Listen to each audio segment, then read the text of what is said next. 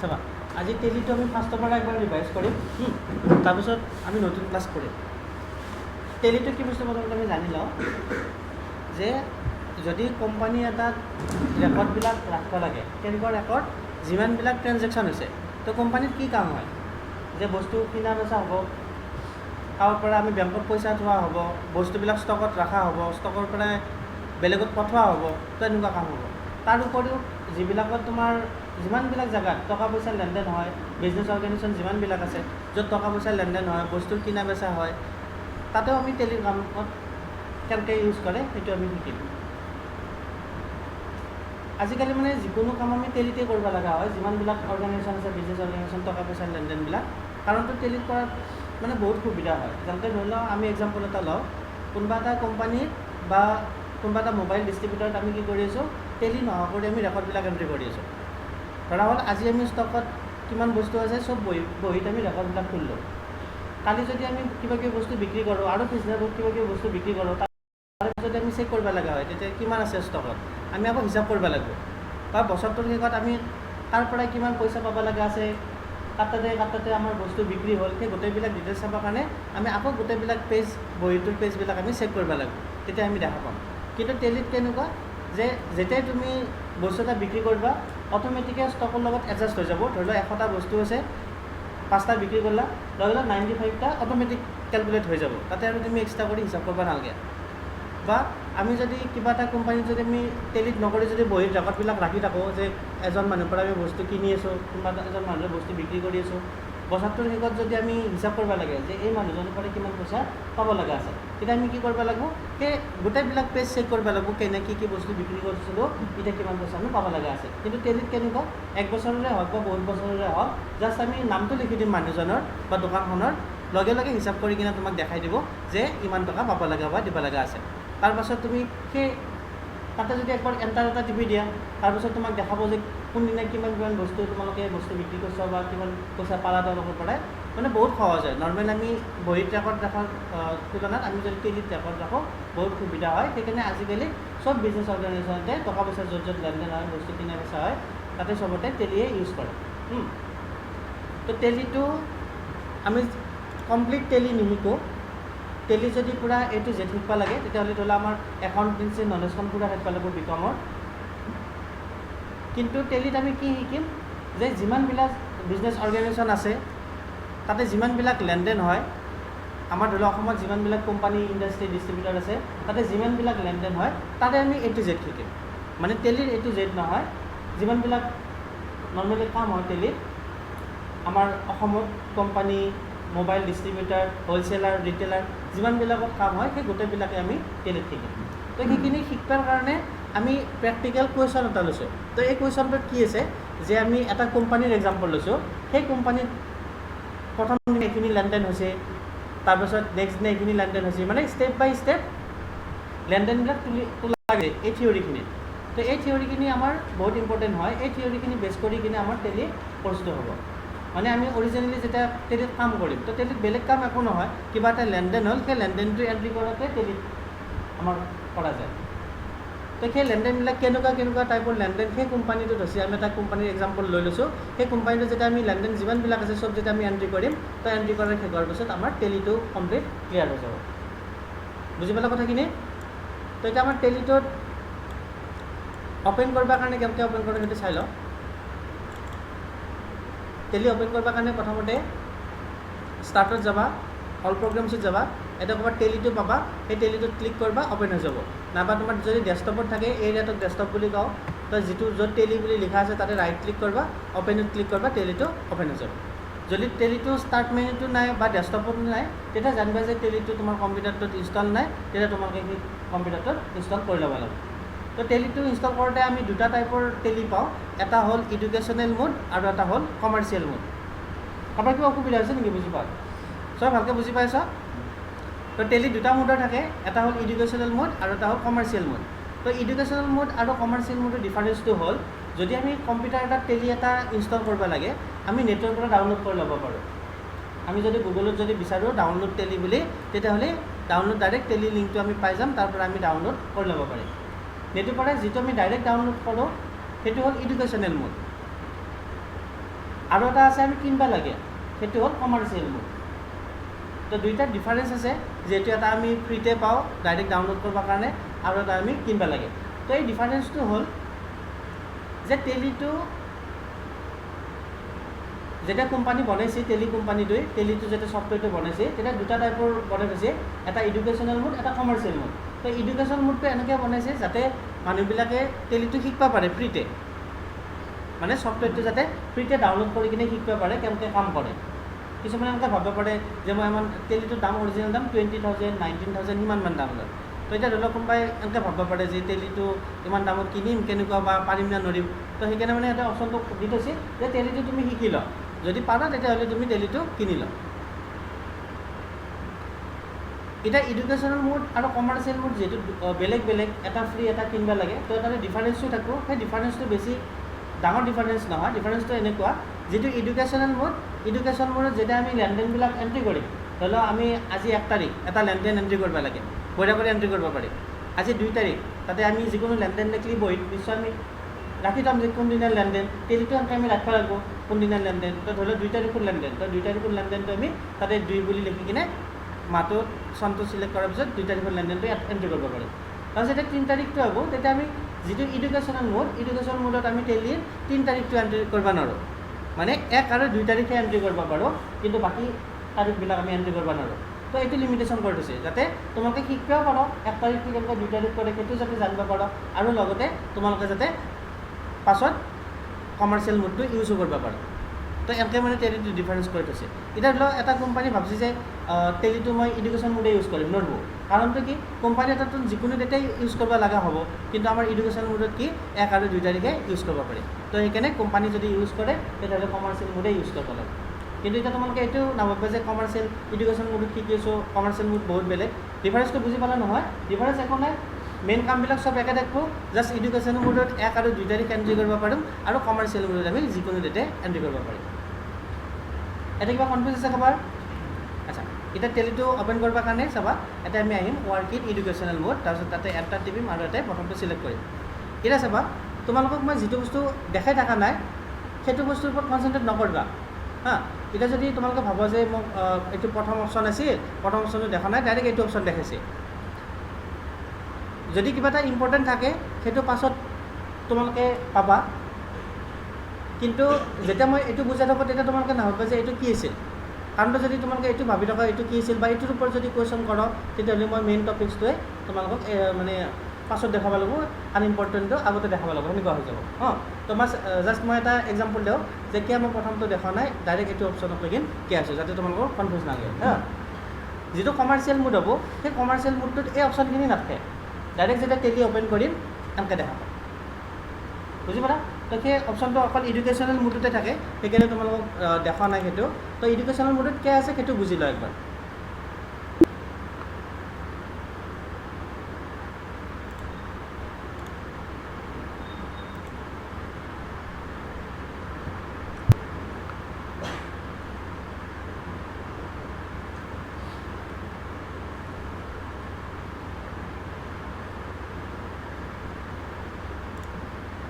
যিটো commercial mode থাকে তাতে এই অপশ্যনটোৱে নাহে, এইটো মানে এডুকেশ্যনেল মোড কাৰণে এইটো তোমাক এক্টিভেট কৰিব দিছে, বুজি পাইছা? সেই এক্টিভেশ্যন ৰিলেটেড অপশ্যনবিলাক আমি এডুকেশ্যন মোডত পাই যাওঁ, মানে এক্টিভেট কৰাৰ লগে লগে এইটো কমাৰ্চিয়েল মোড হৈ যাব। তো এক্টিভেট কৰাৰ প্ৰচেছ থাকে, তো এক্টিভেট কৰিম, এক্টিভেটত কিবা চিৰিয়েল নাম্বাৰ লাগিব, আমি চিৰিয়েল নাম্বাৰটো কিনিব লাগিব, সেইটো বেলেগ প্ৰচেছ। যোনে তোমাক টেলিটো ইনষ্টল কৰি দিব বা যিটো কোম্পানীত তুমি টেলিৰ কাম কৰিবা সেইটোত অলৰেডি এক্টিভেটেড থাকিব। বা যদি তুমি নিজৰ কাৰণে যদি টেলিটো ইউজ কৰিব বিচাৰিছা, তেতিয়াহ'লে যেতিয়া তুমি অনলাইন কিনিবা বা অফলাইন কিনিবা তোমালোকক গাইড কৰিব যে এনেকৈ এক্টিভেট কৰে। তো সেইকাৰণে সেইটো আমাৰ কাৰণে ইম্পৰ্টেণ্ট নহয়, বুজি পালা? তো আমি শিকিব লাগিব যে কেনেকৈ অ'পেন কৰে। তো আমাৰ এডুকেশ্যন মোড যিহেতু এটা আমি অ'পেন কৰিব লাগিলে আমি এটা আহিব লাগিব ৱৰ্ক ইন এডুকেশ্যনেল মোড, তাৰপিছত আমি এটা চিলেক্ট কৰিব লাগিব চিলভাৰ এডিশ্যন মোড। কনফিউজ আছে কিবা এটা? চাবা, এটা লিখা আছে নেম অফ কোম্পানী আৰু এটা লিখা আছে গেটৱে অফ টেলি। তো নেম অফ কোম্পানীটোৰ নাম থাকে, গেটৱে অফ টেলিত অপশ্যনবিলাক থাকে। এতিয়া ধৰি টেলি নহয়, বাকী আমি নৰ্মেলি ভাবি লওঁ যে আমি কোম্পানী এটাত কাম কৰিব গৈছোঁ, তো এই কোম্পানীটো কি বস্তু আৰু অপশ্যনবিলাক কি বস্তু চাবা। ধৰা হ'ল আজি তোমালোকে কোম্পানী এটাত প্ৰথম দিনা কাম কৰিব গৈছ, প্ৰথম দিনা কি কৰিবা, ডাইৰেক্ট ৰেকৰ্ডবিলাক লিখা ষ্টাৰ্ট কৰিবা নে বহী এটা বনাই ল'বা? বহী এটা বনাই ল'বা। তো সেই বহীটোৱে হ'ল নেম অফ কোম্পানী। তো কোনটো কোম্পানী তুমি কাম কৰিবা প্ৰথমতে তুমি সেই বহীটোৰ নামটো লিখি ল'বা আৰু সেই বহীটোৰ নামটো ইয়াতে শ্ব' হ'ব যে নেম অফ কোম্পানী আৰু বহীটোত তুমি কিছুমান পেজ ভাগ ভাগ কৰি থ'বা যে কোনোবা এটা পেজত আমি টকা পইচাৰ লেনদেন লিখিম কোনোবা এটা পেজত আমি বস্তুৰ লেনদেন লিখিম কোনোবা এটা পেজত আমি বেংকৰ লেনদেন লিখিম কোনোবা এটা পেজত বাকী লেনদেন লিখিম তো যেনেকৈ তোমালোকে বহীটো ভাগ ভাগ কৰি ল'বা বেলেগ বেলেগ পেজ ঠিক সেনেকৈ তোমালোকে এনেকৈ ধৰি লওঁ যে এইটো আমাৰ বহীটোৰ নাম আৰু এই পেজবিলাকত আমি বেলেগ বেলেগ লিখিবৰ কাৰণে বেলেগ বেলেগ ভাগ ভাগ কৰি দিছোঁ জাষ্ট এতিয়া মই বুজিবৰ কাৰণে কৈছোঁ যাতে তোমালোকক কনফিউজ নালাগে পাছত বুজি পাব ভালকৈ তো এইটো নেম অফ কোম্পানী আৰু gateway of Tally name of কোম্পানীৰ তলত আমাৰ বহীটোৰ নাম থাকিব আৰু গেটৱে অফ টেলিৰ তলত আমাৰ বহীটোৰ পেজবিলাক বেলেগ বেলেগ টাইপৰ ভাগবিলাক কৰাই থাকিব কনফিউজ আছে ইয়াতে কাৰোবাৰ যদি কিবা কনফিউজ থাকে লগে লগে সুধি দিবা মই ক্লিয়াৰ কৰি দিম হ'ব এতিয়া চাবা আমি ধৰি লওক এটা কোম্পানীত কাম কৰিব গৈছোঁ আজি প্ৰথম তো তাতে এটা বহী থোৱা আছে বহীটোত নাম লিখা আছে ৰেডমি লিমিটেড আমি ডাইৰেক্ট সেই বহীটোত ৰেকৰ্ডবিলাক লিখা ষ্টাৰ্ট কৰিম নে আমাৰ নামত এটা বহী বনাই ল'ম আমাৰ নামত এটা বহী বনাই ল'ম তো সেই ষ্টেপটোক টেলিৰ ভাষাত আমি কওঁ কি কোম্পানী ক্ৰিয়েট কৰা বুলি আৰু কোম্পানীটো ক্ৰিয়েট কৰিবৰ কাৰণে আমি এতিয়া টিপা লাগিব অল্টাৰ F3 কি টিপিম অল্টাৰ F3 যিখিনি মই কৈ আছোঁ অল্টাৰ F3 তোমালোকে টেলি থিয়ৰিখিনিত সেইটো পাই যাবা টু অপেন টেলি কেনেকৈ অপেন কৰে দেখিছে না অল্টাৰ F3 ক্ৰিয়েট কোম্পানী আমাৰ এইটো বহীটোৰ নাম এইবিলাক বহীটোৰ পেজ আমাক লাগে আমাৰ নামৰ এটা বহী তো সেই বহীটো বনাবৰ কাৰণে আমি প্ৰেছ কৰিম অল্টাৰ F3 এতিয়া চিলেক্ট কৰিম আমি ক্ৰিয়েট কোম্পানী এতিয়া আমি কোম্পানীৰ নাম লিখিম ধৰা হ'ল কোম্পানীটোৰ নাম ছেমছাং লিমিটেড এতিয়া আমি ছেমছাং লিমিটেড দিম মেইলিং নেমত ছেমছাং লিমিটেডে থাকিব এড্ৰেছত কোম্পানীটো ক'ৰ হয় সেইটো থাকিব ধৰি লওক ৰঙিয়া ধৰি লওক ৱাৰ্ড নম্বৰ ইমান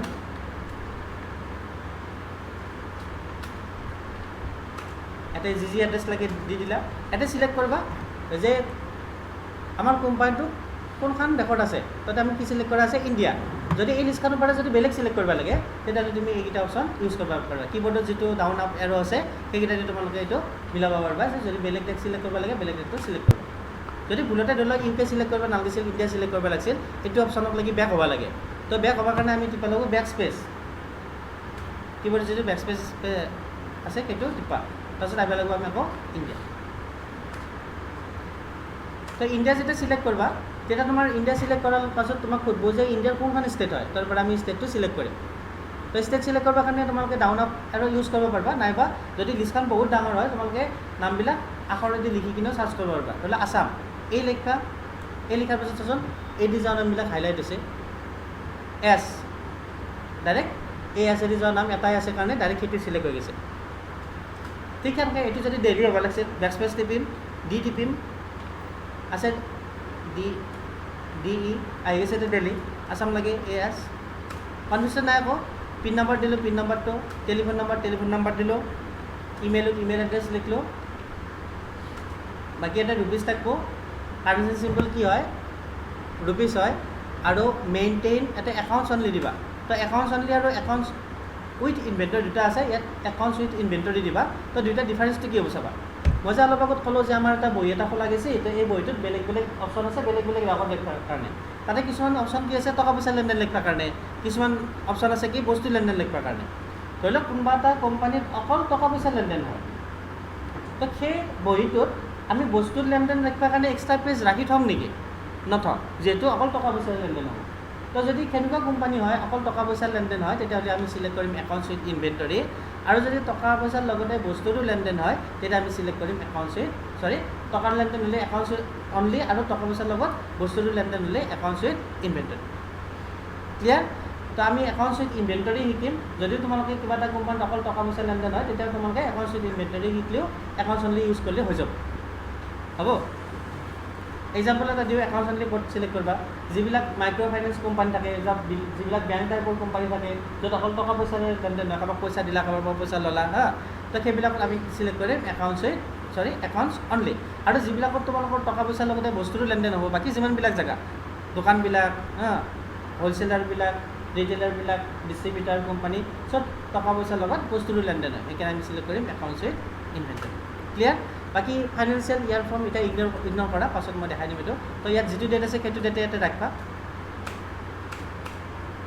এইখিনি বস্তু চাবা টেলিৰ কিছুমান অপশ্যন থাকিব যিটো ইম্পৰ্টেণ্ট যেনেকৈ এই বস্তুটো ইম্পৰ্টেণ্ট বা এইখিনি বস্তু ইম্পৰ্টেণ্ট কিছুমান বস্তু ইম্পৰ্টেণ্ট থাকে যিখিনি বস্তু মই সেই মুহূৰ্তত এৰি যাওঁ কিন্তু পাছত সেইখিনি মই দেখাই দিওঁ তো এটা তোমালোকৰ কনফিউজ থাকিব লাগে পাৰে বুলি মই অলপ কৈ দিওঁ যে এইখিনি মই কিয় এৰি দিছোঁ তো এইখিনি কেনেকুৱা টাইপৰ অপশ্যন যে ধৰি লওক আমি বহীটো বনালোঁ বহীটো লক কৰি থ'ব লাগে যাতে আমি প্ৰাইভেট কৰি ৰাখি থ'ব পাৰোঁ বেলেগে যাতে আমাৰ বহীটো চাব নোৱাৰে তো আমাৰ এতিয়া মেইন উদ্দেশ্যটো হ'ল বহীটো বনোৱা বাকী বহী কেনেকৈ চিকিউৰ কৰি ৰাখে বা পাছৱৰ্ড প্ৰটেক্ট কৰি ৰাখে সেইটো আমি পাছত পাম প্ৰথমতে আমি বহীটো কেনেকৈ বনাই সেইটো শিকি লওঁ তো এতিয়া মেইন উদ্দেশ্য হ'ল যে কেনেকৈ আমি কোম্পানীটো বনাওঁ আৰু কোম্পানীৰ নামৰ কেনেকৈ আমি ডিটেইলছখিনি এণ্ট্ৰি কৰিব লাগে হ'ব তো ইয়াতে এইখিনি বুজি পালে এইখিনি কনফিউজ নাই ইয়াতে একাউণ্টছ উইথ ইনভেণ্টৰী এটা ৰুপিজ থাকোঁ যেতিয়া তুমি ইণ্ডিয়া চিলেক্ট কৰিবা কাৰেঞ্চি চিম্বল অট'মেটিক ৰুপিজ আহি যাব বাকী এইখিনি এৰি যাওঁ বেষ্ট কাৰেঞ্চি চিম্বল ৰুপিজে থাকিব ইণ্ডিয়া চিলেক্ট কৰাৰ পিছত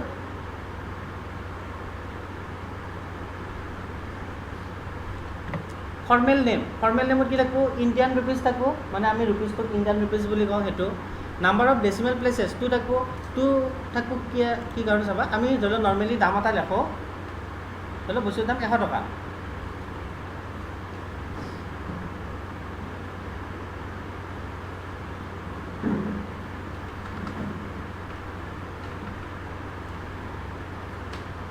নৰ্মেলি আমি ডেচিমেল কেইটা ইউজ কৰোঁ দুটা ইউজ কৰোঁ আমি এনেকৈ কওঁ কিছুমান পইচা 100 টকা 50 পইচা বা কিছুমান 100 টকা বেছি 55 পইচা আমি এনেকৈ নকওঁ যে 100 টকা 504 পইচা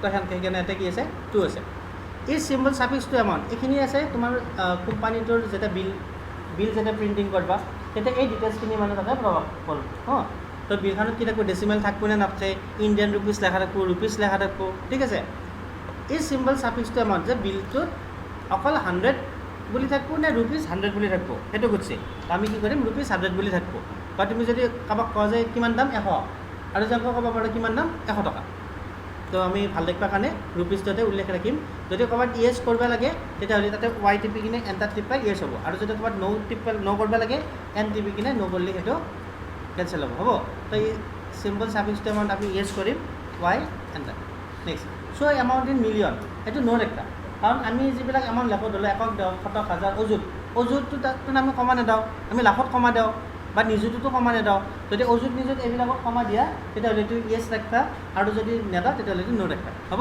চ' এমাউণ্ট ইন মিলিয়ন এতিয়া আমি ন' আছে যদি ইয়েছ থাকে কিবা কাৰণত আমি তাতে যাই কিনে এন টিপি কিনে ন' কৰি ল'ম decimal places for printing amount in word চাবচোন বিলবিলাকত এনেকৈও থাকে আৰু ৰুপিজ 150 পইচা অংক থাকে না তো আখৰেদিও লিখা থাকিব আৰু নাম্বাৰেদিও লিখা থাকিব যদি আখৰেদি লিখা থাকাতে ডেচিমেলটো উল্লেখ ৰাখিব লাগে যদি আমি নাম্বাৰ দি ডেচিমেল ইউজ কৰিছোঁ আখৰেদিও ইউজ কৰিম তো সেইকাৰণে আমি তলতটো ইউজ কৰিম বা তাতে 2 ৰাখিম ডেচিমেল কেইটা ইউজ হ'ব 2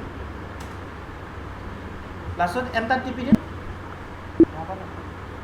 লাষ্টত আমি এণ্টাৰ টিপি দিম আমাৰ নামত কোম্পানীটো ক্ৰিয়েট হৈ যাব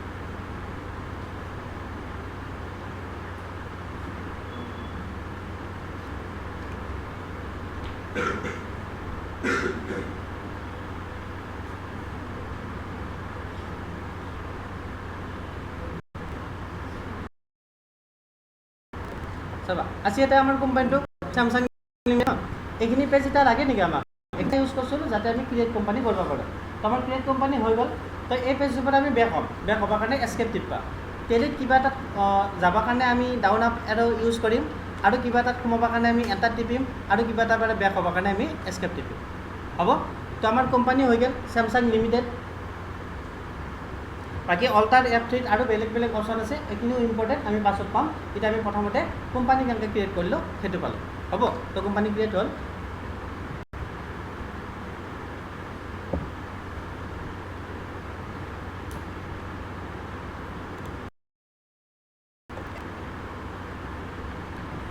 আমি এটা জেগাত গ'লোঁ তাতে আজিৰ পৰা আমি কোম্পানীৰ ৰেকৰ্ড লেখা ষ্টাৰ্ট কৰিম প্ৰথমতে আমি বহীটো বনাই ল'লোঁ তো হ'ল এইখিনি কথা নেক্সট কথা কি হ'ব চাবা নেক্সট হ'ব যে আজি আমি বহীটো বনাইছোঁ, আজিয়ে তোমালোকক নকয় যে অমুক বস্তুটো বিক্ৰী কৰিলোঁ এণ্ট্ৰি কৰা, অমুক বস্তুটো কিনিলোঁ এণ্ট্ৰি কৰা। তো প্ৰথম দিনা তোমাক সেইখিনি নকয়। প্ৰথম দিনা তোমাক কোম্পানীটোৰ কিছুমান ইনফৰমেশ্যন ক'ব। কি কি ইনফৰমেশ্যন? যে আমি অমুক বেংকত ইমান পইচা জমা ৰাখিছোঁ। যিহেতু তুমি একাউণ্টেণ্ট, তো তোমাক কোম্পানীটোৰ টকা পইচা আগৰ কিছুমান ইনফৰমেশ্যন সেইখিনি তোমালোকক দিব। যেনেকৈ অমুক মানুহৰ পৰা আমি বস্তু কিনো, অমুক মানুহক পইচা দিব লগা আছে ইমান, অমুক মানুহৰ পৰা পইচা পাব লগা আছে ইমান, অমুক জেগাত লোন আছে, অমুক জেগাত ফিক্স ডিপ'জিট আছে। তো এইগিলা তোমাক ৰেকৰ্ডবিলাক ক'ব। কাৰণ হ'ল তুমি চব কোম্পানীটোৰ লেনদেনবিলাক এণ্ট্ৰি কৰিব লাগিব। অমুক বস্তু কিনিলোঁ, তো অমুক বস্তু যদি কিনিম তেতিয়া আমি জানিব লাগিব এই যে বস্তুটো কিনিম আমাৰ তাতে পইচা ক'ত আছে, কেছত আছে, বেংকত আছে, বুজি পালা? তো সেইকাৰণে আমি সেই যিখিনি ৰেকৰ্ড থাকিব সেই ৰেকৰ্ডখিনি প্ৰথমতে আমি তুলি লওঁ। বুজি পালা? বহীটো বনালোঁ, বহী বনাৰ নেক্সট ষ্টেপত আমি কি ৰেকৰ্ড লিখিম যে আমাৰ কিছুমান ইনফৰমেশ্যন কোম্পানীটোৰ ক'ৰ পৰা বস্তু কিনো, ক'ত তাতে বস্তু বিক্ৰী কৰোঁ, কাৰ পৰা পইচা পাব লগা আছে, কাৰ তাতে দিব লগা আছে। তো যিমানবিলাক ইনফৰমেশ্যন আছে কোম্পানীৰ, সেই কোম্পানীৰ ইনফৰমেশ্যনখিনি আমি প্ৰথমতে তুলিম। আৰু সেই ষ্টেপটো আমি টেলিৰ ভাষাত বা একাউণ্টছৰ ভাষাত আমি ক'ম কি লেজাৰ ক্ৰিয়েট কৰা বুলি। কনফিউজ হয় কথাখিনিত? আমি প্ৰথমতে কোম্পানী বনালোঁ, এতিয়া কি কৰিম আমি লেজাৰ ক্ৰিয়েট কৰিম। আমাৰ ভাষাটো বেলেগ বেলেগ, কিন্তু প্ৰেক্টিকেলি সেনেকুৱা কথা। কোম্পানী ক্ৰিয়েট মানে বহি বনালোঁ, লেজাৰ ক্ৰিয়েট মানে কোম্পানীৰ কিছুমান আমি ইনফৰমেশ্যন তাতে ৰাখি থ'লোঁ। হ'ব? তো লেজাৰ ক্ৰিয়েট কৰিবৰ কাৰণে আমি ইয়াতে যাম একাউণ্টছ ইনফ, ইয়াতে যাম আমি লেজাৰ, তাৰপিছত আমি যাম ক্ৰিয়েট। বেক হ'লোঁ, এস্কেপ টিপি বেক হ'লোঁ, হ'ল কিবা কাৰণ বেছিকৈ বেক হৈ গ'ল তাৰপিছত ইয়াতে ৱাই টিপলি টেলিটো কাটা যাব, ৱাই টিপি দিলোঁ টেলিটো ক্ল'জ হৈ যাব, টেলিটো কাটা যাব। এতিয়া আমাৰ কোম্পানীটো কেনেকৈ আমি পাম চাবা। আকৌ টেলিটো অ'পেন কৰিবা,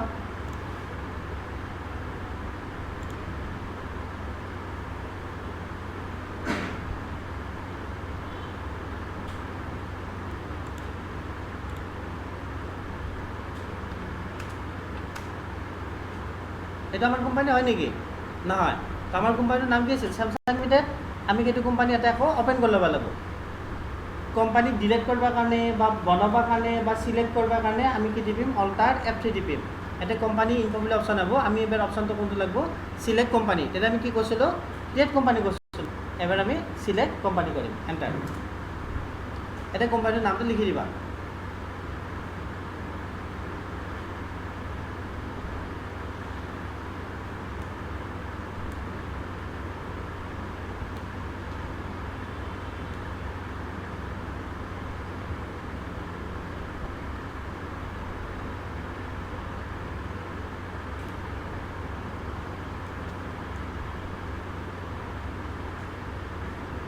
হ'ল আমাৰ কোম্পানীটো। এতিয়া আমি কি কৰিম? কোম্পানী ক্ৰিয়েট হ'ল, এতিয়া আমি লেজাৰ ক্ৰিয়েট কৰিম। তো অৰিজিনেলি যেতিয়া কাম কৰিবা কোম্পানীত বা তোমাৰ ধৰি এটা ইণ্ডাষ্ট্ৰি আছে তাতে তুমি ৰেকৰ্ডবিলাক তুলিবা, তো প্ৰথম দিনা আমি কি কৰিম? কোম্পানীৰ ইনফৰমেশ্যনখিনি তুলিম। তো সেই ইনফৰমেশ্যনখিনিক আমি কি বুলি ক'ম? Ledger create. আৰু লেজাৰ ক্ৰিয়েট কি কি কৰিব লাগিব? যদি তুমি কোম্পানী এটাত কাম কৰিছা তুমি নিজে নাজানিবা যে কি কি লেজাৰ থাকিব। তোমাক কোম্পানীৰ অ'নাৰে কৈ দিব লাগিব যে আমাৰ অমুক বেংকত পইচা আছে, অমুক মানুহৰ পইচা পাব লগা আছে। তো এনেকুৱা ৰেকৰ্ডবিলাক তোমাক কৈ দিব। সেই ৰেকৰ্ডবিলাক তুমি তুলিব লাগিব। ৰেকৰ্ডবিলাক আমি যিহেতু থিয়ৰী আছে, তো থিয়ৰীৰ পৰা আমি চাই ল'ম যে আমাৰ কেনেকুৱা কেনেকুৱা কোম্পানীটোত ৰেকৰ্ড আছে। ক্লিয়াৰ এইখিনি? এতিয়া আমি ৰেকৰ্ডখিনি তোলে একবাৰ মই 3টামান দেখাই দিওঁ। ধৰি লওক কেপিটেল ৰিজাৰ্ভ, ইয়াতে যাম একাউণ্টছ ইনফ, ইয়াতে যাম লেজাৰ, ইয়াতে যাম ক্ৰিয়েট। কি লিখিম তাতে? যিটো দিছে কেপিটেল ৰিজাৰ্ভ। তেতিয়া আমি লেজাৰ এটা লিখিম, ইয়াতে আণ্ডাৰ এটা চিলেক্ট কৰিম। তো আণ্ডাৰটোক আমি গ্ৰুপ বুলি কওঁ। তো এটা গ্ৰুপৰ আণ্ডাৰত লেজাৰ লিখিম। কিয় লিখিছোঁ অলপ দেৰি পাছত বুজি পাবা।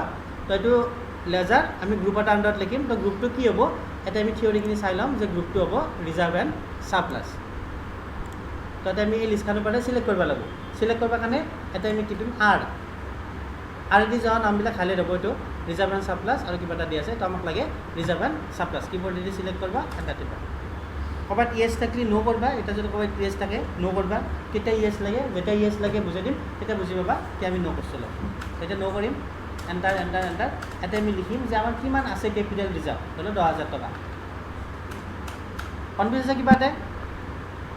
লেজাৰ কেনেকৈ ল'লোঁ? ধৰি লওক আমাৰ SBI একাউণ্ট আছে, SBI পইচা আছে, এইটো একাউণ্ট নাম্বাৰ। ইয়াতে দিম আমি বেংক একাউণ্ট, ইয়াতে দিম যিমান আছে। ক্লিয়াৰ? এতিয়া চাবা, আমি বুজি পালোঁ যে লেজাৰটো কেনেকৈ এণ্ট্ৰি কৰে, এইটো বুজি পোৱা নাই যে কেপিটেল ৰিজাৰ্ভ কি বস্তু, কেপিটেল ৰিজাৰ্ভটো ৰিজাৰ্ভ এণ্ড সাৰপ্লাছৰ আণ্ডাৰত কিয় দিছোঁ। তো এতিয়া আমি এইখিনি কথা শিকিম।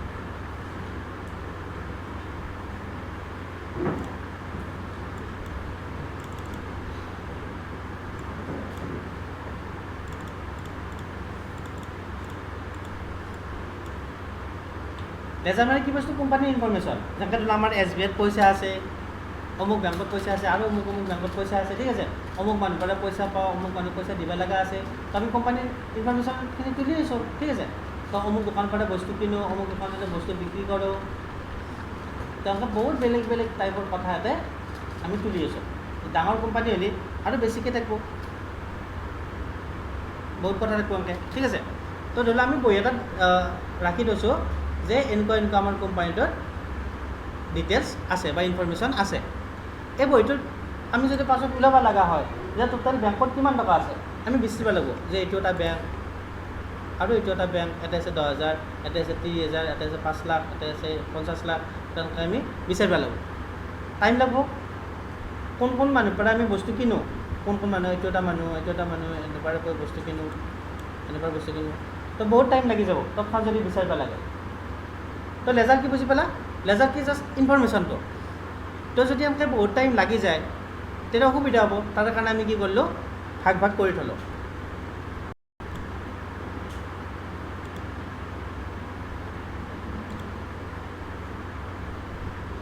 ধৰি লওক আমি টেবুল বনাই থ'লোঁ, ইয়াতে লিখিলোঁ বেংক।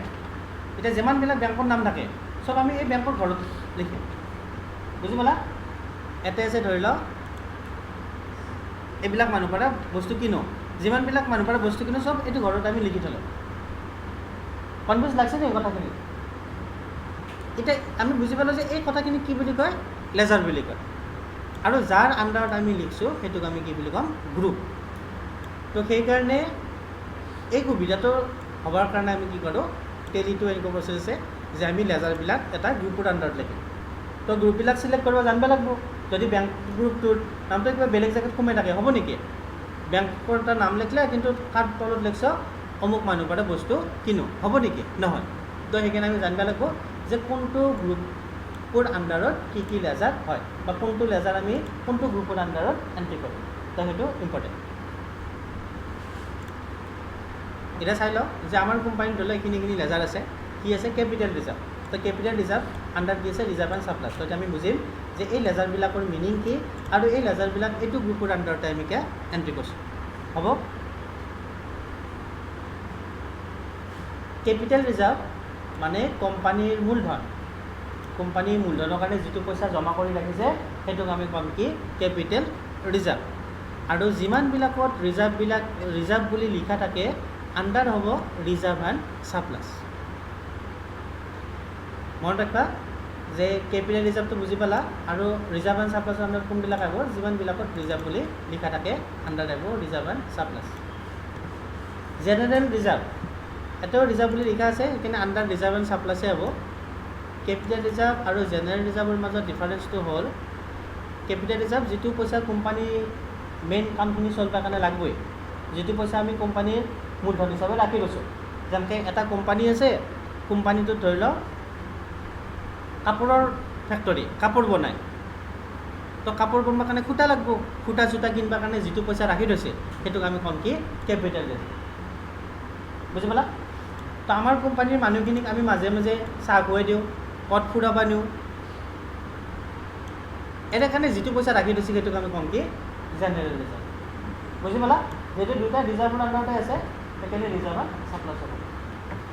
SBI যিমানবিলাক বেংকৰ নাম থাকে আণ্ডাৰ হ'ব bank account. Loan from ICICI, অকল যদি ICICI বেংক বুলি থাকিল হয় তেতিয়া বেংক একাউণ্ট বুলি থাকিল হয়, কিন্তু এটা মেইন কথাটো কৈছে যে লোন ফ্ৰম ICICI। তো যিমানবিলাকত লোন বুলি লিখা থাকে হয় ছিকিউৰ্ড লোন হ'ব নাইবা আনছিকিউৰ্ড লোন হ'ব, বা যিমানবিলাক লোন লিখা থাকে আণ্ডাৰ হ'ব লোন। চাবা মই কৈছোঁ যে যিমানবিলাক লোন বুলি লিখা থাকে বেংকৰ পৰাই হওক বা নন বেংকৰ পৰাই হওক, নন বেংকৰ পৰা লোন হ'ব পাৰে নাই, কোনোবা ফ্ৰেণ্ডৰ পৰা পইচা ল'লা সেইটো লোনেই হ'ব কোম্পানীৰ হিচাপত। যদি লোন হয় তেতিয়া সেইটো হ'ব লোনৰ আণ্ডাৰত, মানে গ্ৰুপটো কি হ'ব লোন। কিন্তু অলপমান ডিচিপ্লিন কৰি ৰাখাৰ কাৰণে লোনটোক দুটা ভাগত ভাগ কৰা গৈছে, এটা হ'ল ছিকিউৰ্ড লোন আৰু এটা হ'ল আনছিকিউৰ্ড লোন। সাধাৰণতে যিবিলাক লোন কিবা এটা মৰ্গেজ ৰাখি কিনে আমি লওঁ সেইটো ছিকিউৰ্ড লোন, আৰু যদি লোন এটা আমি উইদাউট মৰ্গেজ লওঁ তেতিয়াহ'লে আনছিকিউৰ্ড লোন। মৰ্গেজ বুজি পালা চবে? মানে আমি সাধাৰণতে যদি বেংকৰ পৰা লোন লওঁ আমি কিবা কাগজ জমা দিওঁ, মানে বেংকক যদি আমি পইচাটো নিদিওঁ বেংকে কি কৰিব পাৰিব, পইচাটো ৰিকভাৰ কৰিব পাৰিব, মানে সেইটো ছিকিউৰ্ড লোন। আৰু কোনোবা ফ্ৰেণ্ডৰ পৰা ধৰি লওক আজি 100 টকা এটা ল'লা, কালি দিম দে, এনেকৈ দিম বুলি ক'লা কিন্তু নিদিবাতোন পাৰ, তো সেইকাৰণে সেইটো আনছিকিউৰ্ড হ'ব। কিন্তু যদি উল্লেখ থাকে যে লোন ফ্ৰম বেংক উইদাউট মৰ্গেজ, কেতিয়াবা এনেকুৱা হ'ব পাৰে ডাঙৰ ডাঙৰ মানুহবিলাকে লোন উইদাউট মৰ্গেজো লয়, যেনেকৈ কইনা ইমান হাজাৰ কৰোৰ লোন লৈ কিনে বেলেগ দেশত গুচি গৈছে, তো সেইবিলাক মানে উইদাউট মৰ্গেজ আছে। নৰ্মেলি চবকে নেদে। সাধাৰণতে যদি লোন ফ্ৰম বেংক থাকে আমি ছিকিউৰ্ড লোন দিম, আৰু লোন ফ্ৰম ফ্ৰেণ্ড বা কোনোবা মানুহৰ নাম থাকিলে আনছিকিউৰ্ড লোন দিম। কিন্তু অৰিজিনেল কথাটো সেইটো, উইদাউট মৰ্গেজ হ'লে আনছিকিউৰ্ড আৰু উইথ মৰ্গেজ হ'লে ছিকিউৰ্ড। তো বেংকৰ ক্ষেত্ৰত সাধাৰণতে ছিকিউৰ্ডে হয়, তো সেইকাৰণে আমি সাধাৰণ পাৰ্পজ হিচাপত আমি বস্তুটো ৰেকৰ্ডটো ৰাখছোঁ। কিন্তু যদি পাৰ্টিকুলাৰলি তাতে উল্লেখ কৰে যে উইদাউট মৰ্গেজ বা উইথ মৰ্গেজ, তেতিয়া আমি সেইটো চাইহে ছিকিউৰ্ড বা আনছিকিউৰ্ড দিম। হ'ব এইখিনি? Loan from ICICI secured loan, loan from directories বা কোম্পানীৰ অ'নাৰ বা কোম্পানীৰ ডাইৰেক্টৰ আনছিকিউৰ্ড লোন, বা loan from friend, loan from father. কিন্তু কোনোবা ফ্ৰেণ্ড যদি এনেকুৱা থাকে পইচা দিলাক মোবাইলটো ৰাখি থলাক, পইচাটো দিলিহে দিম হা, তেতিয়া এইটো ফ্ৰেণ্ড হ'লেও হয়তো কি হ'ব, ছিকিউৰ্ড লোনে হ'ব। মই জাষ্ট তোমালোকে বুজিবৰ কাৰণে কথাটো কৈছোঁ, কিন্তু কোম্পানীৰ ক্ষেত্ৰত আমি এক্সাম্পলবিলাক লৈ আছোঁ, সেইকাৰণে এইবিলাক এনেকৈ আছে। হ'ব? চাণ্ড্ৰি ক্ৰেডিটৰ, চবেই বহীত লিখি লওঁ চাণ্ড্ৰি ক্ৰেডিটৰ। যিটো পাৰ্টিৰ পৰা বস্তু আনো বা পইচা দিওঁ, বস্তু আনো আৰু পইচা দিওঁ, এইবিলাক চাণ্ড্ৰি ডেটৰ। ডেটৰ স্পেলিং SUNDR, চাণ্ড্ৰি DEBTOR। এনেই ডেপ্টৰ লাগে কিন্তু ডেটৰ বুলি কওঁ, DEBTOR, চাণ্ড্ৰি ডেটৰ্ছ। এছ লগাই দিবা।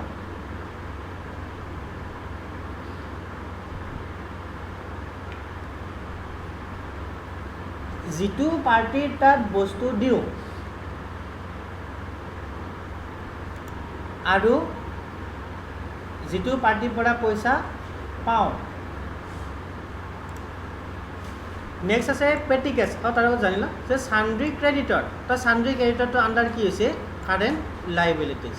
কাৰণটো হ'ল যে চাণ্ড্ৰি ক্ৰেডিটৰৰ পৰা আমি বস্তু আনো, যিহেতু আমি কি কৰিব লাগিব, সিহঁতক পইচা দিব লাগিব। এতিয়া দিব লাগিব কাৰণে আমাৰ কাৰণে লাইবিলিটিজ। তো কোম্পানীৰ যিমান ডাঙৰে কোম্পানী নহওক দুটা ছাইড থাকে, এটা হ'ল লাইবিলিটিজ ছাইড আৰু এটা হ'ল এছেট ছাইড। মানে এটা কোম্পানীৰ এটা ছাইডে খৰচ হয়, এটা ছাইডে ইনকাম হয়। যিমান ডাঙৰ কোম্পানী নহওক, ধৰি লওক জিঅ' কোম্পানী, এটা ছাইডে খৰচ হয়, কোনটো ছাইডে খৰচ হয়, ধৰি লওক কোম্পানীৰ মানুহবিলাকক চেলাৰী দিব লাগে, টাৱাৰ য'ত আছে তাৰে ৰেণ্ট দিব লাগে, সেইবিলাক লাইবিলিটিজ ছাইড। আৰু ৰিচাৰ্জৰ পৰা পইচা পাব, তো সেইবিলাক হ'ল এছেট ছাইড। তো যিটো ছাইডত কোম্পানীৰ খৰচ দেখুৱায় সেই ছাইডটোক আমি কওঁ কি লাইবিলিটিজ, আৰু যিটো ছাইডৰ পৰা কোম্পানীৰ ইনকাম আহে সেই ছাইডটোক আমি কওঁ কি এছেটছ। চাণ্ড্ৰি ক্ৰেডিটৰ সেইটো পাৰ্টি যিটো পাৰ্টিক আমি পইচা দিওঁ সেইটো আমাৰ কাৰণে কি হ'ব, লাইবিলিটিজ হ'ব, হয়নে? আৰু চাণ্ড্ৰি ডেটৰ সেইটো পাৰ্টি যিটো পাৰ্টিৰ পৰা আমি পইচা পাওঁ, সেইকাৰণে সেইটো কি হৈছে, এছেটছ হৈছে। এইখিনিত 1% কাৰোবাৰ কনফিউজ আছে নেকি? নেক্সট আছে পেটি কেছ। পেটি কেছ মানে হ'ল খুচুৰা খৰচ। খুচুৰা খৰচ মানে কি চাবা, ধৰি লওক আজি তোমালোকে বাইক এখন আনিব গৈছ, বাইকখন আনিবৰ কাৰণে 1 লাখ টকা লৈ গৈছ।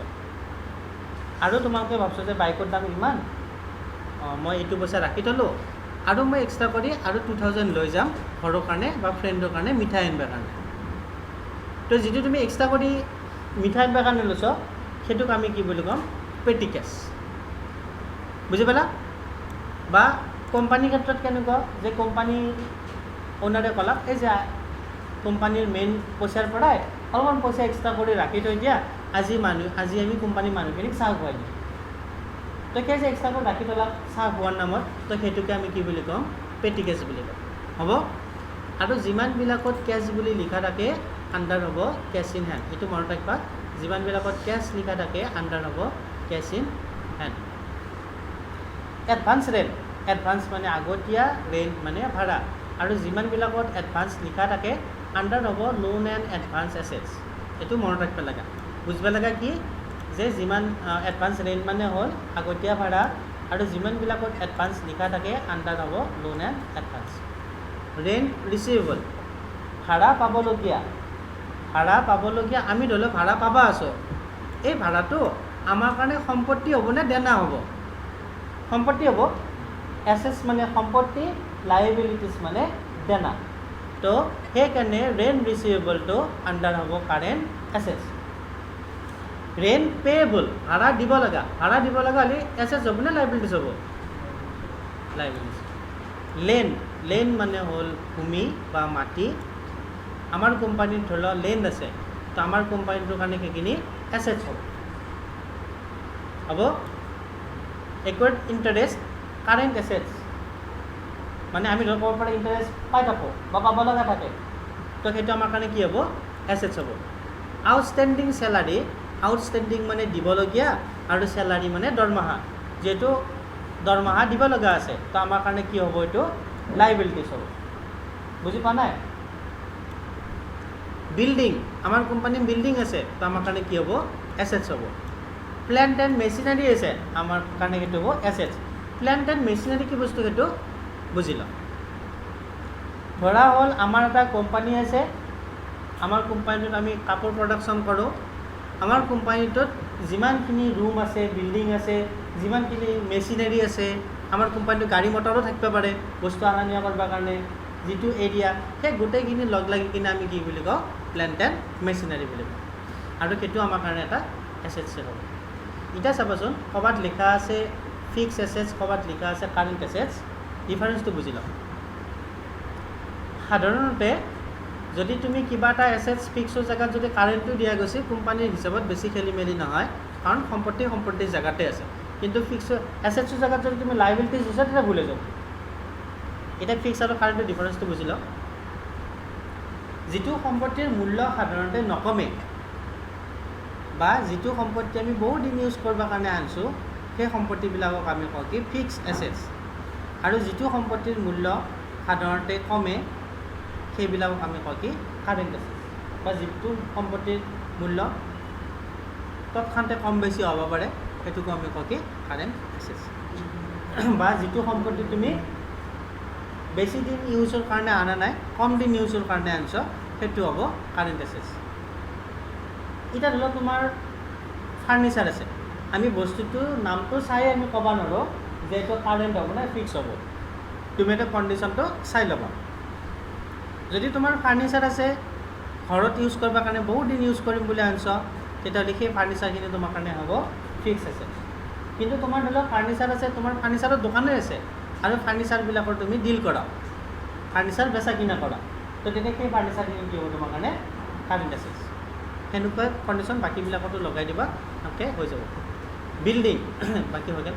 ড্ৰয়িং, ড্ৰয়িং মানে এক্সিছ বেংক আণ্ডাৰ কি হ'ব? বেংক একাউণ্ট হ'ব। যিমানবিলাক বেংকৰ নাম থাকে আণ্ডাৰ বেংক একাউণ্ট হ'ব ড্ৰয়িং। ড্ৰয়িং মানে হ'ল কোম্পানীৰ ভাষাত ড্ৰয়িং হ'ল যদি কোম্পানীৰ অ'নাৰে কোম্পানীৰ পইচা খৰচ কৰি নিজৰ নামত কিবা এটা বস্তু আনিছে, তেতিয়া সেইটোক আমি কওঁ কি? ড্ৰয়িং আনিছে। কিহৰ নামত খৰচ কৰিছে? ড্ৰয়িঙৰ নামত খৰচ কৰিছে।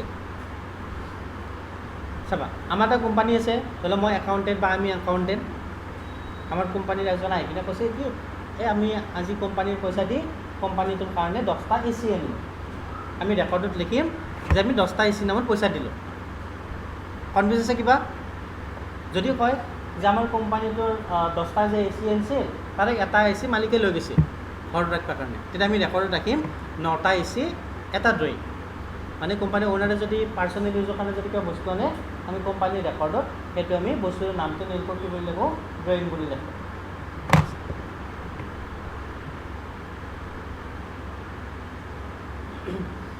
চেলাৰী আমাৰ কোম্পানী হিচাপে এক্সাম্পল লৈছোঁ, সেইকাৰণে চেলাৰীটো ইনডাইৰেক্ট এক্সপেঞ্চেছ আছে বা এক্সপেঞ্চেছ আছে। চাবা কোম্পানীৰ ইনকাম থাকে, এক্সপেঞ্চেছ থাকে। কিছুমান জেগাত আমি খৰচ কৰোঁ, যেনেকৈ আমি চেলাৰী দিওঁ, আমাৰ কোম্পানী এটা আছে আমি চেলাৰী দিওঁ, সেইটো আমাৰ কাৰণে কি এটা খৰচ। খৰচটো যেনেকৈ আমি এছেছটো দুটা টাইপত পাইছিলোঁ, এটা কাৰেণ্ট এটা ফিক্স, ঠিক তেনেকৈ খৰচটো দুটা টাইপত থাকে বা আমি ভাগ কৰি ল'ব পাৰোঁ। এটা হ'ল ডাইৰেক্ট খৰচ আৰু এটা হ'ল ইনডাইৰেক্ট খৰচ। ডিফাৰেঞ্চটো হ'ল যিটো খৰচ তুমি হাতে হাতে কৰিছা, ধৰি লওক গাড়ী উঠি আহিলা, গাড়ী ভাড়াটো ড্ৰাইভাৰটোক দি দিলা, ডাইৰেক্ট এক্সপেঞ্চেছ। এৰোপ্লেনত গেলা, এৰোপ্লেনৰ ভাড়াটো তুমি কাউণ্টাৰত দি কিনে কাৰোবাক জমা দিছ, ইনডাইৰেক্ট এক্সপেঞ্চেছ। লাইটৰ বিল দিলা, ক'ত দিছ, অফিচত দিছ, বিলৰ এগেইনষ্টত লাইটৰ বিলৰ নামতে দিছ, কিন্তু অফিচত যাই কিনে জমা কৰিছ, তো সেইটো ইনডাইৰেক্ট এক্সপেঞ্চেছ। বাল্ব এটা আনিলা, বাল্বৰ পইচাটো হাতে হাতে দোকানীটোক দিলা, ডাইৰেক্ট এক্সপেঞ্চেছ।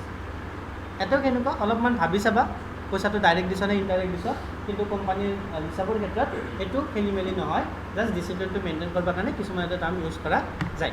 ক্লিয়াৰ এইখিনি?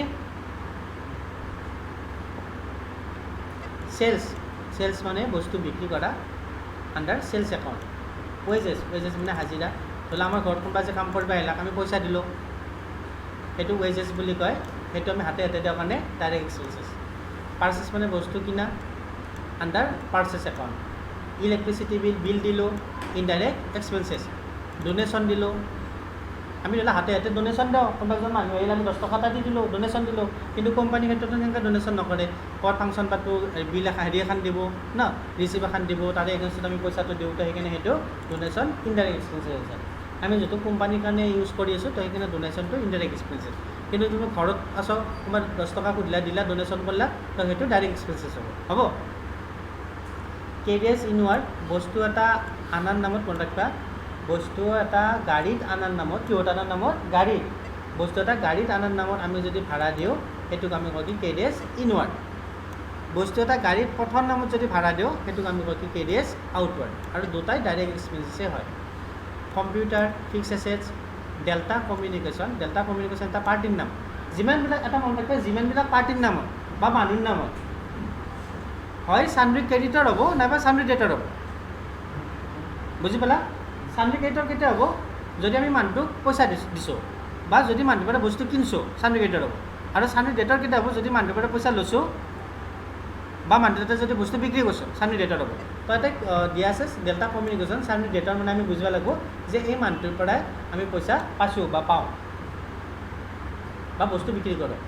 Furniture, fix assets, eastern companies private limited, পাৰ্টিৰ নাম চান্ড্ৰি ক্ৰেডিটৰ। জুৰি furniture and fixture, sundry creditor. Bill payable, ভাড়া দিবলগীয়া। লাইবিলিটিজ, SB ইনফোটেক, চান্ড্ৰি ডেটৰ। এই গোটেইখিনি বুজি পালা না? কনফিউজ আছে? একবাৰ এইখিনি চোৱাচোন, মই 5 মিনিট মানৰ টাইম দিছোঁ, এইখিনি চোৱা একবাৰ, কিবা মনতে একবাৰ ভাবি চাওঁ, মই আহিছোঁ। এই লিষ্টখন একবাৰ চোৱা, কিবা কনফিউজ আছে যদি ডিছকাছ কৰা।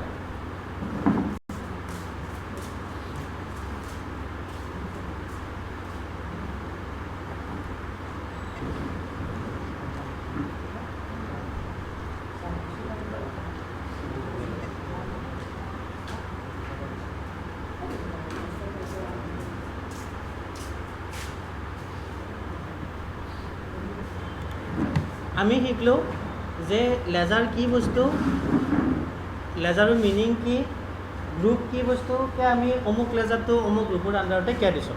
মই সেইখিনি একবাৰ তোমালোকক প্ৰেক্টিকেল কৰাই দেখাইছোঁ। চাবা, ফাৰ্ষ্ট পৰা কৰিম। প্ৰথমতে আমি কোম্পানী ক্ৰিয়েট কৰিম। কি দিম কোম্পানী ক্ৰিয়েট কৰিবৰ কাৰণে? Alter F3। এতিয়া আমি আহিম ক্ৰিয়েট কোম্পানী, কোম্পানীৰ নাম লিখিম, বাকীখিনি পাৰিবা যি লাগে। এণ্টাৰ টিপি যাবা।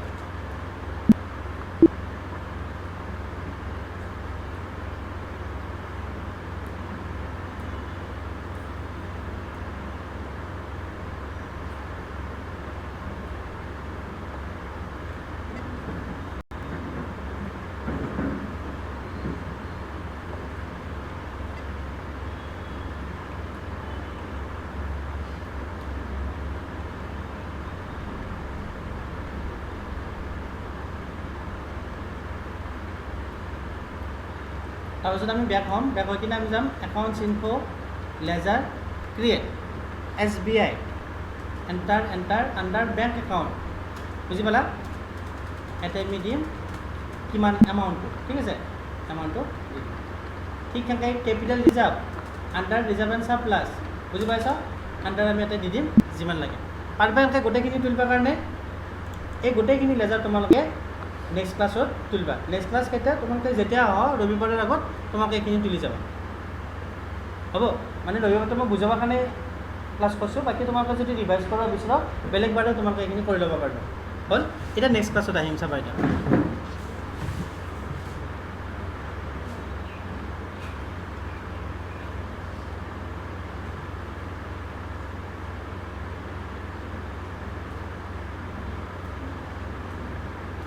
এইটো মষ্ট ইম্পৰ্টেণ্ট ক্লাছ, চবে বুজিব চেষ্টা কৰিবা।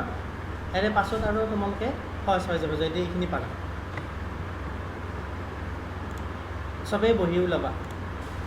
কোম্পানী আমি লেজাৰ তোলা হ'ল, হ'লেও কাৰ পৰা কিমান পইচা পাব লগা আছে, কাক পইচা দিব লগা আছে, কোন বেংকত পইচা আছে, আমি এনেকুৱা ইনফৰমেশ্যনবিলাক তুলিলোঁ। এতিয়াৰ পৰা আমি কোম্পানীত কাম কৰাই শিকিম। আগতে আমি কি তুলিছিলোঁ? জাষ্ট আমি কোম্পানীৰ ইনফৰমেশ্যনবিলাক তুলিছিলোঁ। এতিয়া আমি লেনদেনবিলাক তোলা শিকিম। ইনফৰমেশ্যন আৰু লেনদেনবিলাকৰ মাজত ডিফাৰেঞ্চ এটা চাবাচোন, মই কৈ আছোঁ। ধৰা হ'ল এই লিমিটেডৰ পৰা 10,000 টকা পাব লগা আছে, এইটোতো লেনদেন হোৱা নাই, এইটো এটা ইনফৰমেশ্যন হয় যে অমুকৰ পৰা ইমান পইচা পাব লগা আছে। লেনদেন কেতিয়া হ'ব? যেতিয়া আমি এটা এণ্ট্ৰি কৰিম যে এই লিমিটেডৰ পৰাই 10,000 টকা পালোঁ। ডিফাৰেঞ্চটো বুজি পালা? কোম্পানীটো আৰম্ভ হওঁতে কিছুমান ৰেকৰ্ড আমি টেলিত তোলা নাছিলোঁ। যেতিয়া আমি টেলিটো আৰম্ভ কৰিলোঁ এণ্ট্ৰি কৰিবৰ কাৰণে, তেতিয়া কোম্পানীৰ পুৰণা কথা কিছুমান আমি তুলি ৰাখিলোঁ, যিটোক আমি লেজাৰ ফৰ্মত ৰাখিলোঁ। এতিয়া আমি কি কৰিম? লেনদেন ৰাখিম। এই লেনদেনবিলাক ৰাখিবৰ কাৰণে আমি ইউজ কৰিম একাউণ্টিং ভাউচাৰ। ক্লিয়াৰ? লেজাৰত আমি কি তুলিছিলোঁ? অনলি ৰেকৰ্ডবিলাক তুলিছিলোঁ, তাৰ পৰা কিমান পইচা পাব লগা আছে, দিব লগা আছে, কোন বেংকত কিমান পইচা আছে, এইবিলাক ৰেকৰ্ড তুলিছিলোঁ। আৰু ভাউচাৰত আমি কি শিকিম? যে অমুক মানুহক পইচা দিলোঁ, হ'ব হ'ল, কাগজখনত আমি লিখিলোঁ অমুক মানুহক পইচা দিলোঁ, লগে লগে আমি টেলিটো ৰেকৰ্ডটো ৰাখিম যাতে পাছত আমি বিচাৰোঁতে সুবিধা হয়।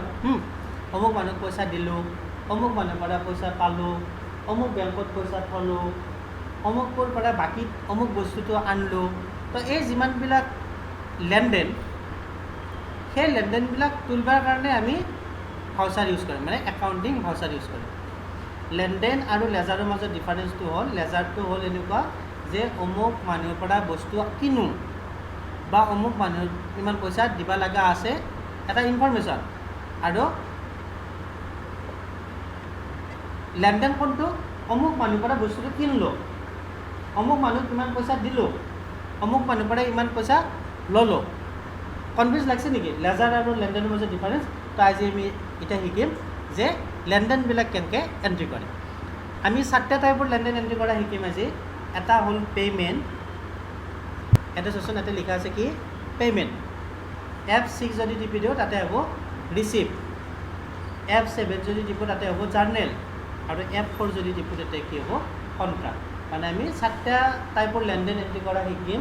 লেনদেন বেলেগ বেলেগ টাইপৰ থাকে না, যেনেকৈ বাকীত কৰা লেনদেন, ডাইৰেক্ট কৰা লেনদেন, কাৰোবাক পইচা দিয়া লেনদেন, কাৰোবাৰ পৰা পইচা পোৱা লেনদেন, মানে বেলেগ বেলেগ টাইপৰ লেনদেন। তো বাকী লেনদেনবিলাক আমি তুলিম F7 জাৰ্নেলত। বেংকৰ লেনদেনবিলাক তুলিম F4 কণ্ট্ৰাক্ট। পইচা দিয়া লেনদেন তুলিম F5 পে'মেণ্ট, আৰু পইচা লোৱা লেনদেন লিখিম F6 ৰিচিপ্ট। এতিয়া তোমালোকে টেলি বুলি নাভাবিবা, নৰ্মেলি ধৰি লওক তুমি ৰেকৰ্ড ৰাখি থৈছ। এনেকৈ ধৰি লওক যে তোমাৰ লগত 4টা বহী আছে, এটা বহীত অকল পইচা দিয়া ৰেকৰ্ড লিখিবা, বহীটোৰ নাম দিছ পে'মেণ্ট বহী। এটা বহীত দিছ পইচা লোৱা ৰেকৰ্ড লিখিম, নাম দিলোঁ আমি ৰিচিপ্ট বহী। এটা লিখিলোঁ বাকী লেনদেন লিখিম জাৰ্নেল বহী, আৰু এটা লিখিম আমি বেংকৰ লেনদেন কণ্ট্ৰা বহী। তো এতিয়া আমি বহী বুলি নকওঁ, কি বুলি ক'ম? ভাউচাৰ বুলি ক'ম। কি ভাউচাৰ? Accounting voucher. কি voucher? F4 contra voucher, payment voucher, receipt voucher, journal voucher. Confuse নাই অলপ? এতিয়া ইয়াতে কিছুমান নিয়ম থাকে যে যেতিয়া আমি এণ্ট্ৰি কৰিম ভাউচাৰ এটা, তেতিয়া কোনোবা এটা পইণ্ট ইয়াতে DR বুলি লেখা থাকোঁ মানে ডেবিট আৰু ক'ৰবাত লেখা থাকোঁ CR লেখা থাকোঁ ক্ৰেডিট।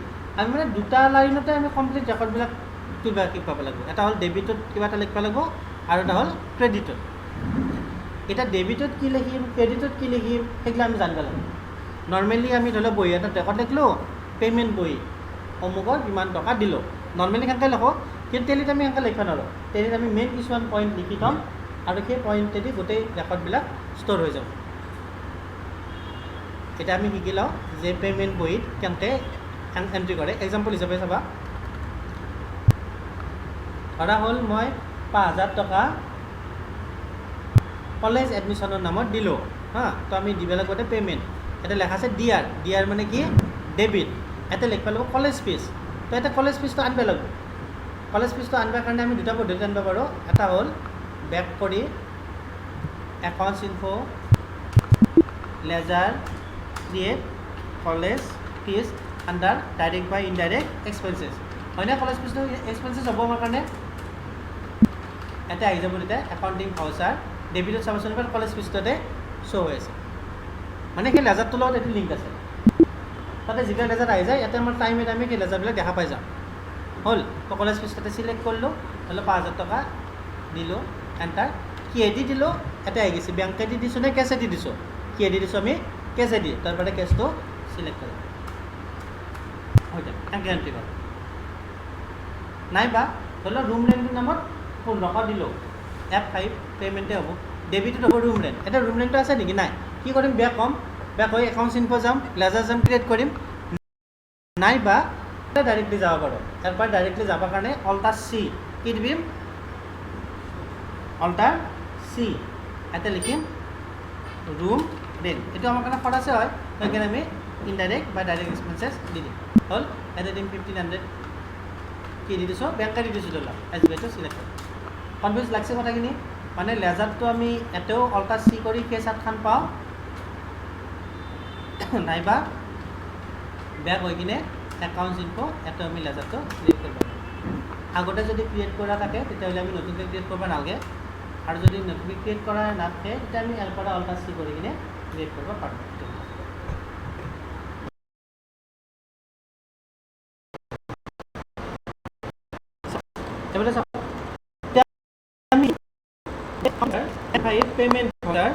পে'মেণ্ট ভাউচাৰত আমি কোনবিলাক এণ্ট্ৰি কৰিম আমি থিয়ৰিত পাইছোঁ যে পে'মেণ্ট ভাউচাৰৰ ক্ষেত্ৰত যিবিলাক লেনদেনত আমাৰ হাতৰ পৰা পইচা খৰচ হয় সেইবিলাক লেনদেন এণ্ট্ৰি কৰা হয় বা কৰিব পাৰি। এই ভাউচাৰৰ ক্ষেত্ৰত যিটো বস্তু নামত খৰচ কৰোঁ সেইটো ডেবিট আৰু যিহেৰে খৰচ কৰোঁ সেইটো ক্ৰেডিট। চাবা, তো পে'মেণ্ট ভাউচাৰৰ ক্ষেত্ৰত কেনেকুৱা? যিবিলাক লেনদেনত আমাৰ খৰচ হয় সেইবিলাক লেনদেন ৰাখিবৰ কাৰণে আমি পে'মেণ্ট ভাউচাৰ ব্যৱহাৰ কৰিম। মানে যেতিয়া আমাৰ খৰচ লগে লগে আমি কি চিলেক্ট কৰিম? পে'মেণ্ট ভাউচাৰ চিলেক্ট কৰিম। এতিয়া পে'মেণ্ট ভাউচাৰৰ ক্ষেত্ৰত কিবা এটা ডেবিট লিখিব লাগিব আৰু কিবা এটা ক্ৰেডিট লিখিব লাগিব। এতিয়া ডেবিটত কি লিখিম আৰু ক্ৰেডিটত কি লিখিম তাৰে নিয়ম এটা আছে। নিয়মটো হ'ল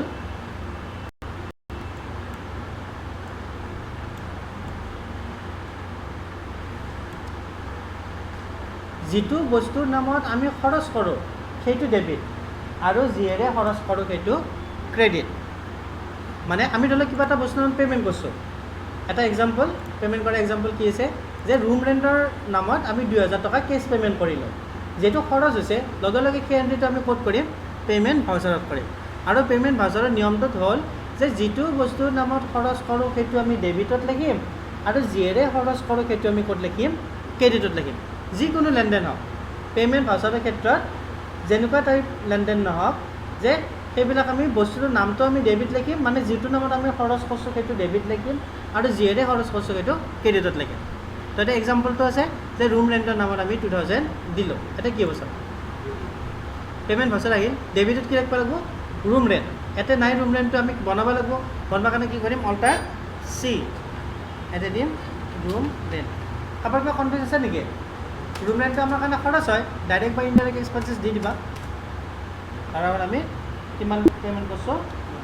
2,000 দিলোঁ, এণ্টাৰ ক্ৰেডিট। কেডে পে'মেণ্ট কৰিছোঁ কেছেদি পে'মেণ্ট কৰিছোঁ এণ্টাৰ এণ্টাৰ এণ্টাৰ এণ্টাৰ হৈ গ'ল ঠিক সেনেকৈ ধৰা হ'ল আমি পে'মেণ্ট পাছৱৰ্ডৰ ক্ষেত্ৰত আৰু এটা এক্সাম্পল লওঁ যে ইলেক্ট্ৰিচিটি বিলৰ নামত 1500 SBI